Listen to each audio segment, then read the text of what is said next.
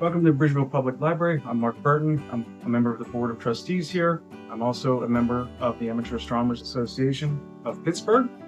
And today we're here with our library director, Aaron Weaver, behind the camera, and we're conducting a technical unboxing of a significant addition to our Library of Things collection. We've received the donation of the SVBONY SV520 Astronomy Telescope Kit. Inside the box, we have the optical tube, the tripod, the 45-degree angle, the moon filter, the eyepiece, and other photo accessories. This is the optical tube assembly. It's a refractor design. The primary specification of interest here is the aperture, or the diameter of the main lens. This model features a 90mm aperture. What that means, a 90mm aperture is compared to a 70mm beginner telescope. It gathers approximately 65% more light. In astronomy, light gathering power is the primary metric for performance, not magnification. So more light is better viewing, more resolution. And it also gives you the ability to resolve fainter deep sky objects. The kit includes a stainless steel tripod.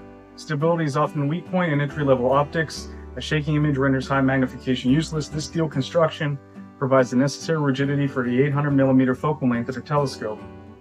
The mount used here is an alt-azimuth mount. Unlike equatorial mounts, which you see on larger, more in-depth telescopes, the alt-azimuth mount allows for intuitive movement up and down, left and right. For a library patron borrowing this for the weekend, this reduces the learning curve significantly.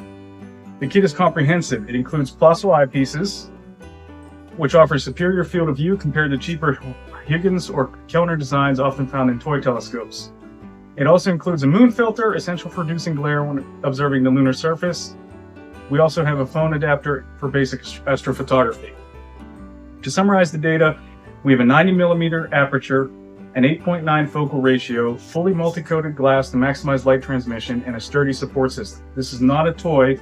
It is a scientific instrument capable of resolving the rings of Saturn, the cloud bands of Jupiter, and detailed lunar craters. We extend our gratitude to SVBONY for this $580 investment in our community scientific literacy.